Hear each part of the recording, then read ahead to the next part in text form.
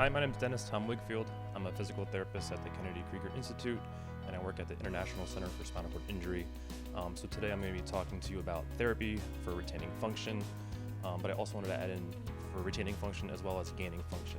Maybe I'll just kind of start talking about ABRT. So that's the therapy model we practice. It's called activity-based rehabilitative therapy. Sometimes we also abbreviate it as ABR. So if I say ABRT or ABR, it's like one and the same. But it's a very aggressive form of therapy, and we use it for our acute patients, for our chronic patients, for pediatrics as well as adults. Everybody's appropriate for it. We have people that are coming to us, right out of the hospital, and we have people coming to us decades after their injury, and we're still able to help them and work on specific goals. Here we go. So here's our objectives. Hopefully by the end of this, you'll be able to identify the key components of ABRT, apply the principles to your home exercise and therapy, and understand how therapy can help you maintain as well as gain function. So what is ABRT? It is repeated near normal activity, specifically below the level of the lesion, and it's intended to optimize your neurological system, offset the rapid aging, physical deterioration, and secondary complications associated with spinal cord injury. It's characterized by high-intensity practice, task-specific and patterned activities, as well as a few other things we're going to speak about. And the ultimate goal is to restore central nervous system function and to promote neural recovery and regeneration. So who can benefit?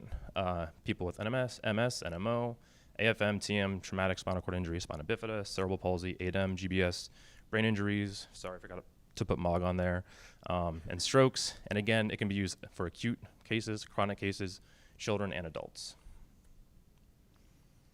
So with ABRT, the focus is really on restoration of the nervous system. In more traditional therapies, they're typically working on exercises above the level of your lesion. It's low intensity practice, non-patterned movements. A lot of it is about compensating for the loss of function. And there's oftentimes use of a lot of compensatory devices. With ABRT, we want to activate the nervous system above and below the level of your lesion. There's high intensity practice, non-patterned and patterned movements. We try to restore loss of function as best we can and to minimize compensatory devices. So the 5 key components are functional electrical stimulation, which you heard a little bit about when Dr. Becker was talking, locomotor training, weight bearing and loading, mass repetition, patterned activity, and task-specific practice. So here's a little video of FES in action. Whoops.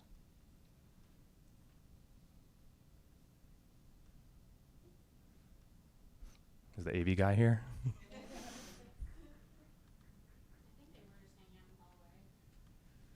Well, so anyway, so this is a FES bike. It's a special bike that has stimulation as a part of it. So what's happening is you can see the electrodes on his legs.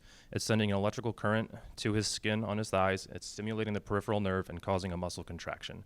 So he cannot contract that muscle volitionally, but through the use of electrical stimulation, he's getting a muscle contraction and he's reaping the benefits from that. So there's a lot of different kinds of therapeutic electrical stimulation. What I just described to you is called NMES, where you're stimulating that peripheral nerve to get a muscle contraction. If you just add that to any functional activity, it's called FES, but it's really one and the same. And then there's TENS, which is used for more pain management, what Dr. Livy was talking about. And there's also some new ways we're using electrical stimulation that I'll talk about at the end. So the therapeutic applications for FES is to prevent and reverse disuse atrophy. It can be used as an orthotic substitution. If you have drop foot, there are FES devices that you can walk with, so you don't have to use a brace, and it's used for strengthening. So it can improve and maintain muscle mass during or following periods of inactivity. It helps maintain joint range of motion.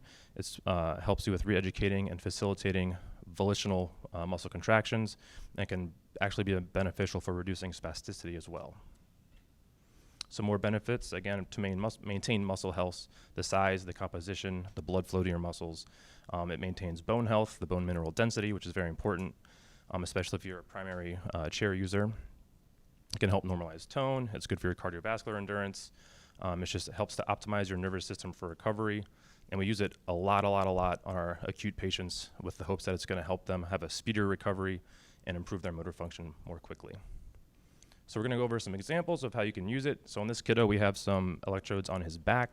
So he kind of has maybe a flexed posture, some weak back muscles. So we're going to put the stimulation on his back to help him sit up a little bit straighter. And then to make it FES, we want to pair it with an age-appropriate activity. So he could be playing, reaching for toys. He could be in a kneeling position, crawling, what have you. The right side is just another setup on someone's back. He's just a little bit bigger than that kiddo.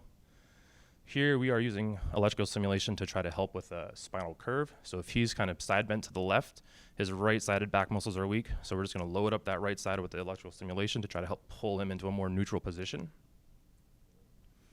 Our abs of steel. Here's a kiddo with some electrodes on his stomach to activate his abdominals. And so we can use stimulation with all sorts of activity. We can use it for bed mobility, like rolling over. We can use it for crawling, static standing, kneeling, sit to stands, walking, etc. So right here we have a child in a half kneeling developmental position, and we're going to put stimulation, you can't see it, like on her glute muscles though, to work on that hip stability and strength. Here we have a kiddo that's crawling, so there's stimulation applied to her hip flexors to help her pull her leg forward as she crawls. You can see the therapist is holding a trigger so they can time the stimulation to make the correct movement at this right time. Question?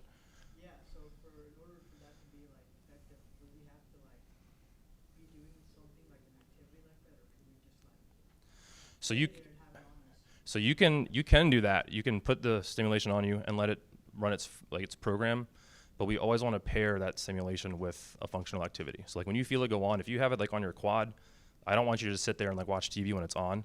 It's better than nothing, but every time you feel it turn on, I would rather have you like doing knee extension, doing squats, doing something like that. Because in that way you're really reinforcing the brain to peripheral nerve connection with the stim. Yes? Absolutely. So we use it on people that have absolutely no motor control, and we use it on people with emerging motor control or even, good motor control, but maybe just need that little extra bit of help. So yeah, we can use it on like the whole spectrum.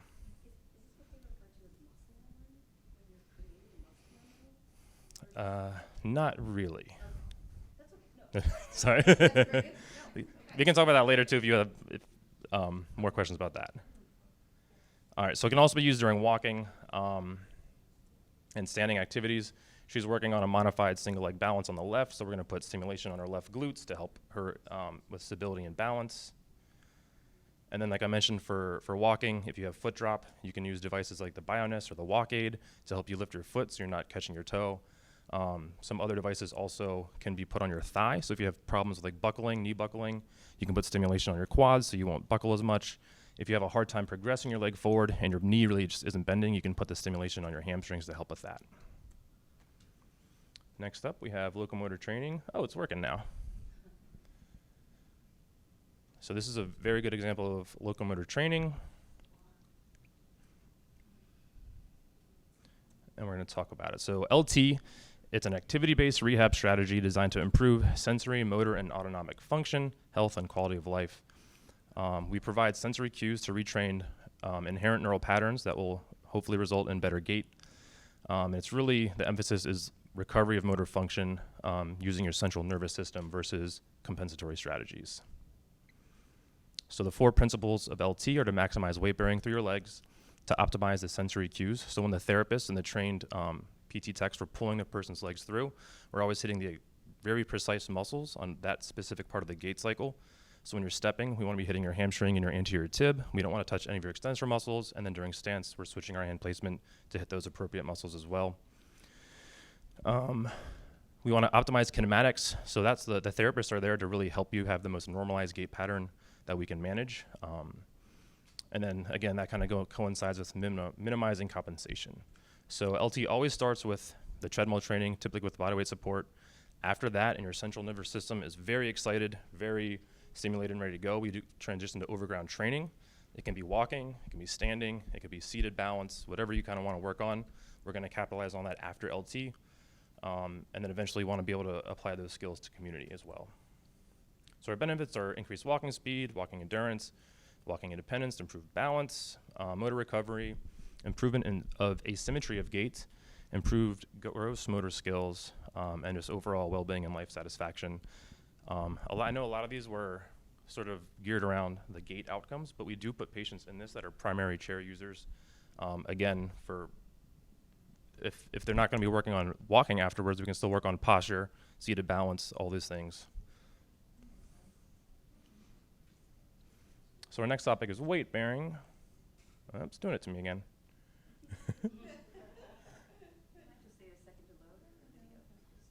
I feel like I'm clicking the wrong spot. Anyway, this gentleman is in a body weight support device. So he's weight bearing through his legs, and we also have it paired up with electrical stimulation. So he's kind of getting multiple benefits here. So what is weight bearing? It's loading across a joint.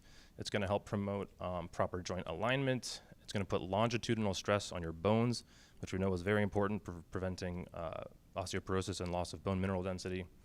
It also helps to provide muscle co-contractions, and it's sort of normalizing that sensory input that's giving feedback to your spinal cord and your brain.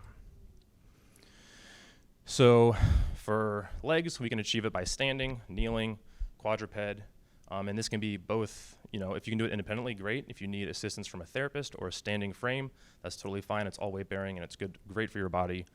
For upper extremity, you can do it through seated prop if you're sitting and propping on an arm or an elbow to get weight bearing through your wrist, elbow, and shoulder.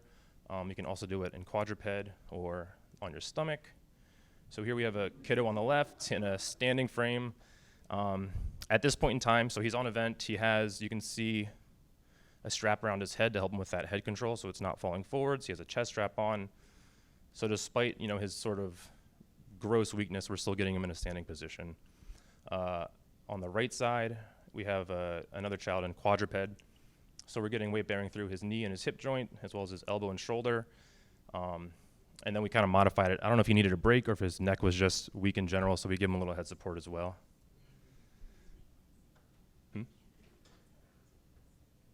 It was weightless? Okay. Weakness. Gotcha. It was weakness. Okay. So the benefits of weight bearing: improving bowel and bladder function. If you stand every day, it helps with the motility of that. Decreasing bed sores, improved range of motion, improved autonomic regulation, decreases spasticity, improves bone mineral density, cardiovascular function, motor function, and quality of life.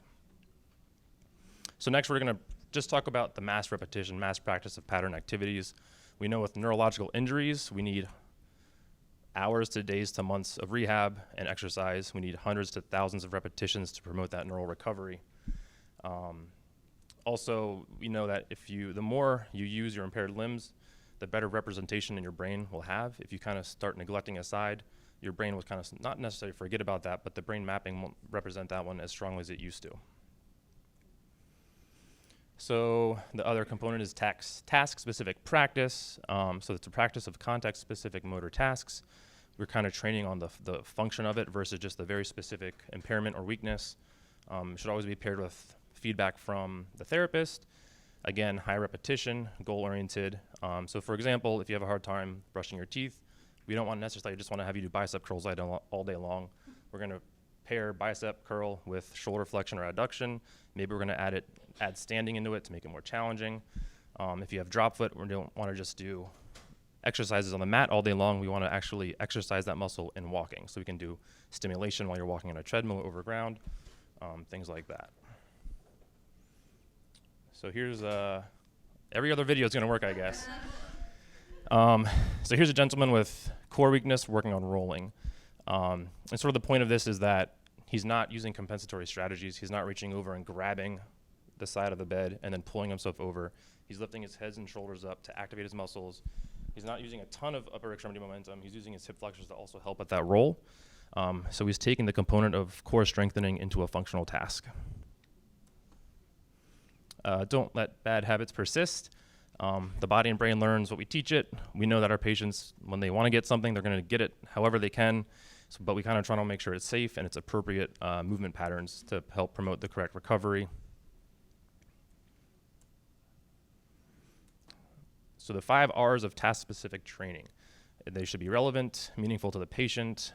They should be performed in a random fashion to help facilitate retention and generalizability to other tasks. High repetitions as always. There's reconstruction if, say, transferring or rolling is too difficult. You can break it down into small tasks first and then put them all together.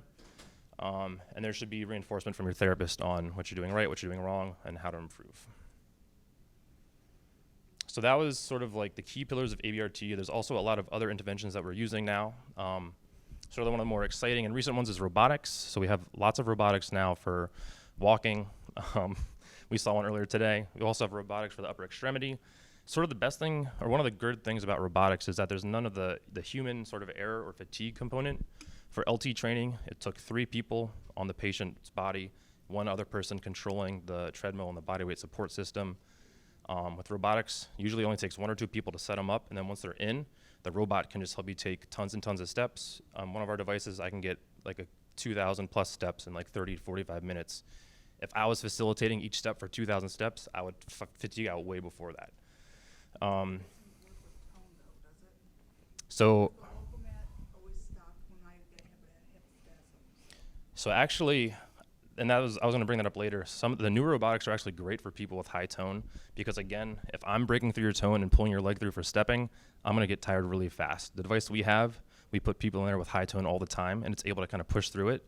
We usually keep it kind of slow for the first few minutes as your body warms up, and we actually see that it really reduces spasticity and tone after like a full session of using it. So we're also using whole body vibration now. You stand on these vibration plates. I don't know if you've seen them online or whatever, but if we use a lower frequency to help with tone and spasticity reduction, but then you can also crank it up to higher frequency levels to work on strengthening. We are doing transcutaneous spinal cord stimulation now. So in traditional stimulation, we're putting electrodes over a muscle, and the stimulation is going to that peripheral nerve and causing that contraction. With this form of stimulation, we're putting electrodes on the front of your body and the back of your body, either at the lumbar level or cervical level, and we're pushing the stimulation through your body into your spinal cord. So this is something new that's being researched a lot, and we're now doing it at our clinic pretty regularly. People tell me that it feels like an E-stim hug. I've tried like everything that we have at our rehab center except for this. But it's we can train, we can put it up to like 5 milliamps up to 100. A lot of our patients tolerated it up pretty high. And especially like at first, if you can only handle like 10 milliamps, that's fine. We're always going to keep it comfortable. And hopefully over time, you can actually handle a little bit more. And so I don't know if you've seen, but there's a lot of the studies now about implanting the electrodes directly on the spine. So this is essentially similar to that. It's just not invasive. It's not going to be as specific as if you have an electrode implanted in there, but it still can be very beneficial. We love our aquatic therapy. You can use it for general mobility, stretching, the warmth for pain reduction. We can also do specific gait training or locomotor training in the pool. I had one more about that. I'm blanking on it. It's okay. Next, we also just started doing BFR, which is blood flow restriction therapy. So we put like a pressure cuff on an extremity, deplete the blood flow going in there to get you kind of into a hypoxic state, and then we exercise. So it's a way of improving muscle hypertrophy and power. And so when you do this, you can use, because your body goes into a hypoxic state, you get tired really, really fast. So it's like, imagine if you're doing bicep curls. For me to burn out on bicep curls, I may have to use 30 pounds or whatever. But if I'm doing it with BFR and I'm lifting a 2-pound weight, it feels like I'm lifting 100 pounds. But if you're competing in the Paralympics, don't do that before an event because it's doping. Oh, good point. Didn't know that. It's like the people that do that, or they give themselves 80 on purpose. And then the last one here is AIH, which is acute intermittent hypoxia. We just began doing this. I don't know if you're all familiar with like Olympians who go and train at altitude, so they have lower O2 sats. So we're doing this in our clinic with a face mask. We control the oxygen levels. We put your whole body into a hypoxic but controlled state, so we're constantly monitoring your vitals. And then so the outcomes for that are improved gait endurance and speed. I've done it with one of my patients, but we have a few other therapists that have been doing it a little bit more, and they're kind of doing the more research on it. So again, here's locomotor training on the left. Nope, not going to work. But you can see there's 3 therapists there. One therapist is also helping to support his head. On the right side, there's a little kiddo in one of our robots. So once he's set up, again, he's on it by himself. The robot is kind of now helping him move his legs. We have stimulation connected to that as well. And if you need to, the therapist can still kind of get in there and facilitate stepping or whatever needs to be done. So some considerations for this aggressive form of therapy are acute inflammation. If you're having an active relapse, if you're not medically stable, we kind of definitely want to get that treated first before we're doing these more intense activities. Fatigue is an issue pretty much across all diagnoses we see. So we always have to find that nice balance between we're pushing you hard, we're making you exercise, but we're not completely exhausting you and making you non-functional for the rest of the day or the next day. You mentioned spasticity. So many of our clients have it. So sometimes it will limit you on what you can do in terms of like locomotor training. However, in general, therapy is going to help reduce that spasticity. And typically after, using a vibration plate, stretching, etc., it's usually manageable and doesn't actually hold us back. And then we need to be just cognizant of comorbidities, brain injuries, cognitive deficits, pressure sores, things like that. And that's it. Questions? Yep. Questions. I've had a lot of recovery over 5 years and it's still improving after my TM. I can walk pretty good, some stability issues, I can run. Got to be careful about foot drop and tripping. But I think over that 5 years, will I be imagining it, my paralysis was on the left side with my TM episode, and I think my left leg is now shorter than my right. Is that an imagined condition, or is that a result of that sort of compromised gait? So yeah, without like physically assessing it, I think oftentimes with spasticity or weakness, it can pull our hip and joint out of alignment. So it's probably more so like a functional leg length discrepancy versus like, I don't think you had any bony changes that made that leg shorter. I think it's more so you might just have some tight muscles on that side that's pulling your hip up and making it seem like it's a little bit shorter than the other side. And typically like there's muscle energy techniques or like manual therapies that can actually kind of fix that with a good therapist. I should go and track down the PT outfit at my local Kaiser facility. Yes, absolutely. Yeah, and like I said kind of earlier, you are more far out from your injury. You're doing great, but I think there's always a place for PT with these chronic injuries, right? There's always going to be some little thing you can work on. It's always just good to have those extra eyes on you and making sure you're doing everything appropriately or everything you can. And then when problems like this crop up, they can address them as needed. Yeah, but I think I've found that during time, because okay, you're way better than you were, and you can walk and brush teeth and talk sort of thing, we're done with you. Right. So So sort of, post myself on them. you got to find a good neuro rehab. Yeah. Because it's frustrating when like you've come so far, so they think that, but it's like, but you're still not where you want to be. There's still goals and things to work on. You definitely work on that in therapy. Also, like when you don't feel things properly, even you have all the therapy in the world, it seems like, and then you kind of slide back because you're not feeling. It doesn't feel like I'm not changing that that lack of sensation. So then sort of backslide into poor gait and stuff like that because you don't realize you Yeah. feel it correctly. Definitely. So it's, yeah. Is there a place for, I know telehealth is now a big thing in medicine, becoming more and more, but it seems like a lot of patients, if they could maybe videotape some of their workout at home, just use their iPhone or whatever, and then have their PT review it and maybe give them some feedback. And Definitely. is that something that is in place, or is that something that we should look at? So at our clinic, it's definitely part of the therapy. Like I said, at the end, we send them home with a home program. They have our contact information. We oftentimes during therapy will take videos or appropriate exercises that we want them to be doing afterwards. And then if they have any questions or concerns, they can email us and we can have that back and forth.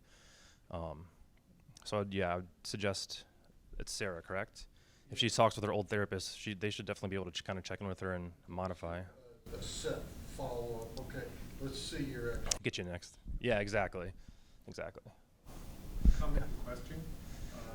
Comment is, I'm also affected more on my left side, and yeah, it definitely feels like a different length sometimes. Okay, different, and it's not, it's just my perception. Mm-hmm. The question is, I've been going to outpatient therapy, Mm-hmm. but it's of the more traditional kind, where it's basically just trying to exercise specific muscles and muscle groups. And how do I find some place in my area that does more functional therapy as you're describing? So where are you from? Boston. Project Walked. Project Walked is great. It's technically not run by therapists. It's trainers, but they do like locomotor training and a lot of those specific. They have a lot of that specific knowledge and know-how. The apta.org website can help you out. And I know, again, so our program does the out-of-state sort of benefit where you'd come to see us for a few weeks. I'm not sure if other clinics do that, like Craig or Shepherd. They do? Okay. Miami Project does. Miami Project. Rancho Los Amigos out here does. So ideally yeah. So ideally you find one that's close to home, right? So you can go more frequently. But if that's not an option, then I'd suggest reaching out to one of those hospitals and trying to get in there. As a comment, in San Diego, I found one called ADAPT, and I found it just by honestly Googling, like rehab for neuro disorders or spinal cord injuries. That's how I found ADAPT. So sometimes Google is really your best friend. There is definitely way more now than there used to be, yeah. You can also look on the USOC, US Olympic Committee, Paralympic Committee site for Paralympic Sports Clubs, because many areas where there's a sports program, they have therapists and trainers that are not just for elite athletes, but for developmental programs and just recreation, because it covers the gamut of things, and so those programs will have information for them. Okay, great, thank you. Sorry, I'm eating into like the Q&A time, but is there one more question here? I was just gonna, are you pointing at me? Yeah. Okay. I was just gonna ask about keywords, but you just answered it with Google. Cool. Google's our friend.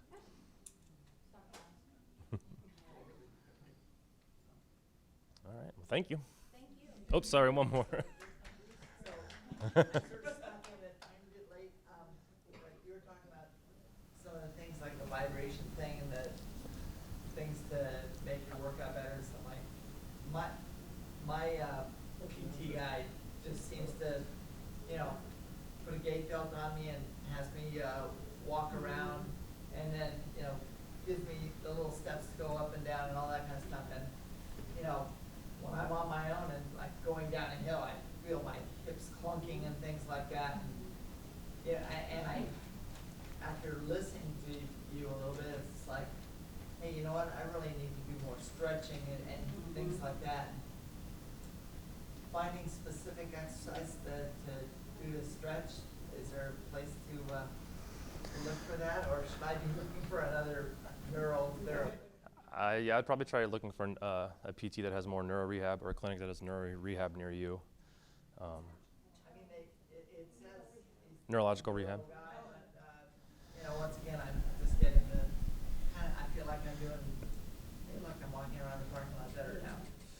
I mean, yeah, like what you're doing with them is not like hurting you by any means. You're still getting the benefits, but it'd be nice if you had a clinic that had the more specialty devices and everything, right?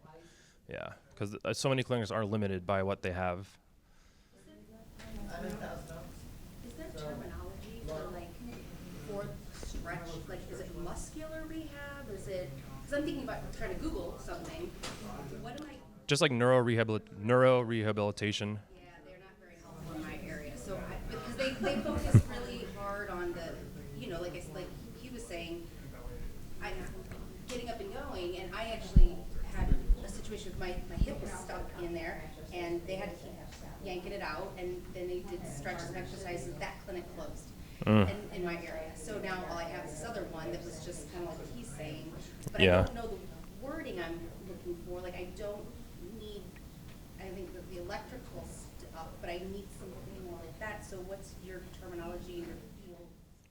Would be like neuromuscular? Am I looking? So a neuro rehab place would kind of do is like the general what you would be going for, but what you're kind of really looking for is like the myofascial or like manual therapy. So you can like a manual therapist. Yeah. Yeah, like I'm just like I don't know what even the wording is to find in your field. Yeah.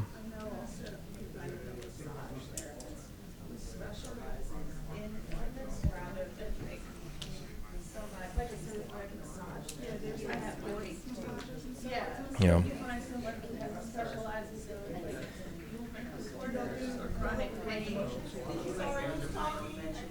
I had myofascial. It's sort of just everyone. Real quick, of a question. Yeah. When you're looking for for somebody in transverse myelitis? Trying to find doctors that are well-versed in transverse myelitis. What would be, how would you go about doing that?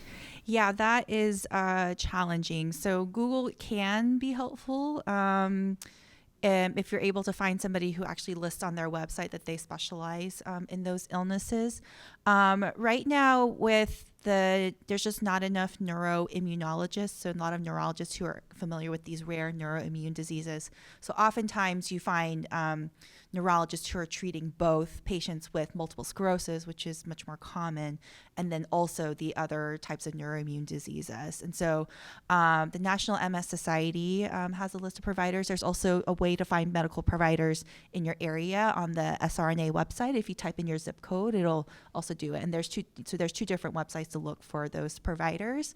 I think there's a few people who are much more rare. So like the Transverse Myelitis Centers of Excellence. So we're talking about UT Southwestern or Johns Hopkins. Those are very few. So most of the time you're going to be finding somebody who treats both patients with multiple sclerosis and additional disorders. It's pretty rare to find somebody who just does transverse myelitis or just does NMOSD. I mean, we're in this unique situation that we have the world's experts here talking to us about those things. So, but that's a good question of how do you find somebody who even knows what transverse myelitis is. So, yes. So the training for TM, specialized training. So you're talking about UT and Johns Hopkins. So those physicians that they're putting out, those neurologists, should be, there's not a designation or anything for that. Yeah, so there's a question, I'm just repeating for the recording. So there's a question about, is there specialized training for transverse myelitis or neuromyelitis optica and that sort of thing? So a lot of neurology training will be seeing those conditions as a general neurologist. So some general neurologists have some experience with that. If you're training at a big center, then you're more likely to see those conditions just because you have more of those patients. Some of us actually now do neuroimmunology training, which is exactly what I did. We have 5 minutes left, which is right after I did my residency. So I'm a full general, actually I'm a both adult and pediatric certified neurologist.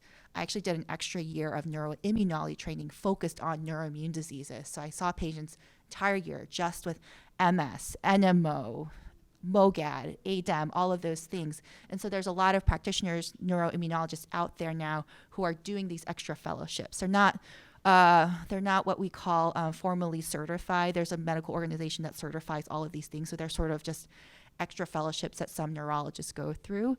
And then my understanding is that if you work directly with Dr. Pardo at Hopkins or Dr. Greenberg at UT Southwestern, because they have their Transverse Myelitis Center of Excellence, they're going to see a ton of transverse myelitis. So they're definitely training their fellows in other conditions too, but they're going to be especially well-versed because they're working with those specialists. But that's a good question. There are some neurologists who do extra training in these neuroimmune diseases. It doesn't come with an extra designation. That's correct. There's no extra degree that I have. There's no special documentation that I say, oh, I've done this. I can just put it on my website saying I specialize. But I did that. Yeah, I know. There's no certification or anything for it, but I want to do that extra year just because of how important it is and how rare these diseases are, and then seeing those patterns. Because as doctors and clinicians in training, the more patients you see with a certain thing, the more familiar with it, and the more you know, hey, this is typical for this disease, or this is not typical. We need to look for something else. Because a lot of you have shared your stories about, I came in with this symptom, nobody knew what was going on. It had this diagnostic journey, and it's because they weren't able to recognize those things. So for me, that extra training was valuable for me to recognize those symptoms, be like, okay, hey, like, now I can tell you if somebody comes in with certain types of ADEM and types of transverse myelitis, types of MRI, I can tell you that they have MOGAD, and I'm 9 times out of 10, I'm right. So I can guess it. So anyways, go ahead. Not that I'm bragging.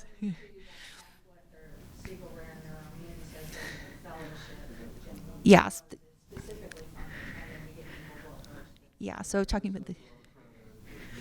So how does a person find the people? How do you find people in your training? Yeah, so I think I'll point you back to the SRNA website. Hi, I'm Angel Simpella from SRNA, and I just wanted to invite you, if you do have further questions, you're welcome to email SRNA anytime. Our email address is info@wearesrna.org. Also, if you take a look at our website, wearesrna.org, and just scroll to the very bottom of the page, you'll see a section that says Connect, Find a Medical Professional, and there is a way to filter by specialty. It may be rehabilitation, it may be other things that you're looking for in your area or near your zip code. And I just wanted to say thank you to our wonderful speakers and for everyone attending this breakout session today. Thank you so much.